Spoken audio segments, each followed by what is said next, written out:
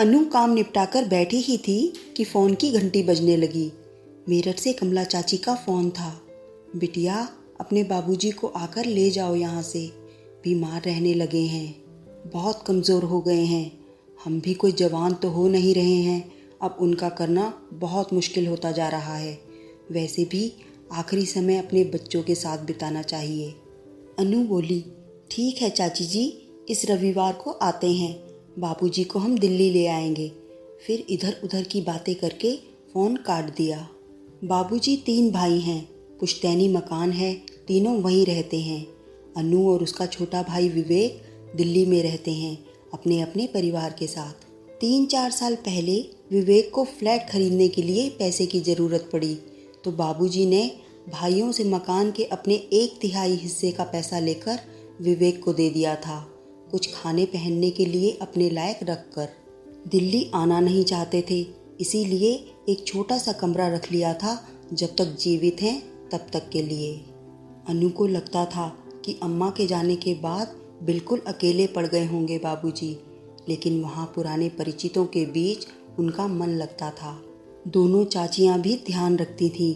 दिल्ली में दोनों भाई बहन की गृहस्थी भी मज़े से चल रही थी। रविवार को अनु और विवेक का ही कार्यक्रम बन गया मेरठ जाने का। अनु के पति अमित एक व्यस्त डॉक्टर हैं, महीने की लाखों की कमाई है। उनका इस तरह छुट्टी लेकर निकलना बहुत मुश्किल है। मरीजों की बीमारी न रविवार देखती है न सोमवार। विवेक की पत्नी रेनू की अपनी जिंदगी है, उच्च वर्गीय परिवारों में उठना बैठना है उसका। इस तरह के छोटे मोटे पारिवारिक पचड़ों में पड़ना उसे पसंद नहीं। रास्ते भर अनु को लगा विवेक कुछ अनमना गुमसुम सा बैठा है। वह बोली, इतना परेशान मत हो, ऐसी कोई चिंता की बात नहीं है, उम्र हो रही है, थोड़े कमज़ोर हो गए हैं, ठीक हो जाएंगे। विवेक झींकते हुए बोला, अच्छा खासा चल रहा था, पता नहीं चाचा जी को ऐसी क्या मुसीबत आ गई, 2-4 साल और रख लेते तो। अब तो मकानों के दाम आसमान छू रहे हैं, तब कितने कम पैसों में अपने नाम करवा लिया तीसरा हिस्सा। अनु शांत करने की मंशा से बोली, ठीक है ना, उस समय जितने भाव थे बाजार में उस हिसाब से दे दिए। और बाबूजी आखिरी समय अपने बच्चों के बीच बिताएंगे तो उन्हें अच्छा लगेगा। विवेक उत्तेजित हो गया, बोला, दीदी तेरे लिए यह सब कहना बहुत आसान है, 3 कमरों के फ्लैट में कहाँ रखूँगा उन्हें। रेनू से किटकिट रहेगी सो अलग, उसने तो साफ मना कर दिया है, वह बाबूजी का कोई काम नहीं करेगी। वैसे दीदी, लड़कियां हक मांगने तो बड़ी जल्दी खड़ी हो जाती हैं, करने के नाम पर क्यों पीछे हट जाती हैं। आजकल लड़कियों की शिक्षा और शादी के समय में अच्छा खासा खर्च हो जाता है। तू क्यों नहीं ले जाती बाबूजी को अपने घर, इतनी बड़ी कोठी है, जीजा जी की लाखों की कमाई है।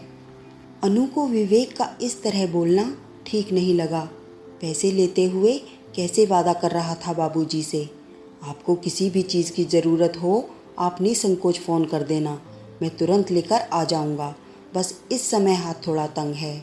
नाम मात्र के पैसे छोड़े थे बाबूजी के पास और फिर कभी फटका भी नहीं उनकी सुध लेने।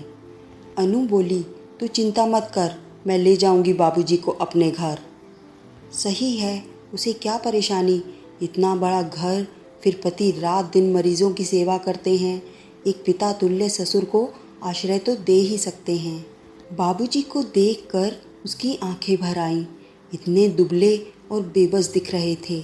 गले लगते हुए वह बोली, पहले फ़ोन करवा देते, पहले लेने आ जाती।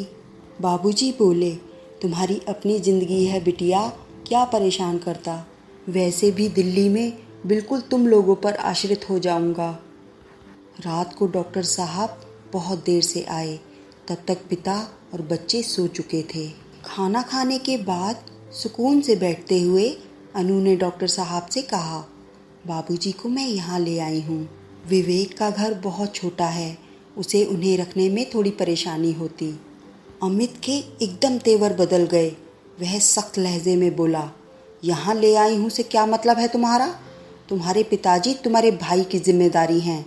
मैंने बड़ा घर वृद्धाश्रम खोलने के लिए नहीं लिया था, अपने रहने के लिए लिया है। जायदाद के पैसे हड़पते हुए नहीं सोचा था साले साहब ने कि पिता की सेवा भी करनी पड़ेगी। रात दिन मेहनत करके पैसा कमाता हूँ फालतू लुटाने के लिए नहीं है मेरे पास। पति के इस रूप से अनभिज्ञ थी अनु। वह बोली, रात दिन मरीजों की सेवा करते हो, मेरे पिता के लिए क्या आपके घर और आपके दिल में इतनी सी भी जगह नहीं है? अमित के चेहरे की नसें तनी हुई थीं। वह लगभग चीखते हुए बोला, मरीज बीमार पड़ता है, पैसे देता है ठीक होने के लिए। मैं इलाज करता हूँ, पैसे लेता हूँ। यह व्यापारिक समझौता है, इसमें सेवा जैसा कुछ नहीं है। यह मेरा काम है, मेरी रोजी रोटी है। बेहतर होगा तुम 1-2 दिन में अपने पिता को विवेक के घर छोड़ आओ। अनु को अपने कानों पर विश्वास नहीं हो रहा था। जिस पति की वह इतनी इज्जत करती है, वे ऐसा बोल सकते हैं? क्यों उसने अपने भाई और पति पर इतना विश्वास किया? क्यों उसने शुरू से ही एक एक पैसे का हिसाब नहीं रखा? अच्छी खासी नौकरी करती थी। पहले बेटे के जन्म पर अमित ने यह कहकर नौकरी छुड़वा दी कि मैं इतना कमाता हूँ, तुम्हें नौकरी करने की क्या ज़रूरत है? तुम्हें किसी चीज़ की कमी नहीं रहेगी। आराम से घर रहकर बच्चों की देखभाल करो। आज अगर वह नौकरी कर रही होती तो अलग से कुछ पैसे होते उसके पास, या 10 साल से घर में सारा दिन काम करने के बदले में पैसे की मांग करती तो इतने तो हो ही जाते कि पिताजी की देखभाल अपने दम पर कर पाती। कहने को तो हर महीने बैंक में उसके नाम के खाते में पैसे जमा होते हैं, लेकिन उन्हें खर्च करने की बिना पूछे उसे इजाज़त नहीं थी। मन कर रहा था कि भाई से भी कह दे कि शादी में जो खर्च हुआ था वह निकाल कर जो बचता है उसका आधा आधा कर दे। कम से कम पिता इज्जत से तो जी पाएंगे। पति और भाई दोनों को पंक्ति में खड़ा करके बहुत से सवाल करने का मन कर रहा था। जानती थी जवाब कुछ न कुछ तो अवश्य होंगे, लेकिन इन सवाल जवाब में रिश्तों की परतें दर परतें उखड़ जाएंगी और जो नग्नता सामने आएगी उसके बाद रिश्ते ढूंढने मुश्किल हो जाएंगे। सामने तस्वीर में झांकती बच्चों की आंखें उसकी जीभ पर ताला डाल रही थीं। अगले दिन अमित के अस्पताल जाने के बाद जब नाश्ता लेकर अनु बाबूजी के पास पहुंची तो वे सामान बांधे बैठे थे। उदासी भरे स्वर में बोले, मेरे कारण अपनी गृहस्थी मत खराब कर बिटिया। पता नहीं कितने दिन हैं मेरे पास, कितने नहीं। मैंने इस वृद्धाश्रम में बात कर ली है।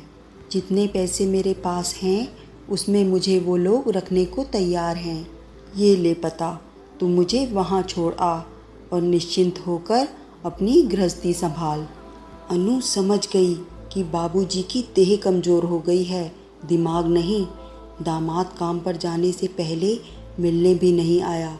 साफ बात है ससुर का आना उसे अच्छा नहीं लगा। क्या सफाई देती, चुपचाप टैक्सी बुलाकर उनके दिए पते पर उन्हें छोड़ने चल दी। नज़रें नहीं मिला पा रही थी, न कुछ बोलते बन रहा था। बाबूजी ने ही उसका हाथ दबाते हुए कहा, परेशान मत हो बिटिया, परिस्थितियों पर कब हमारा बस चलता है। मैं यहाँ अपने हम उम्र लोगों के बीच खुश रहूँगा।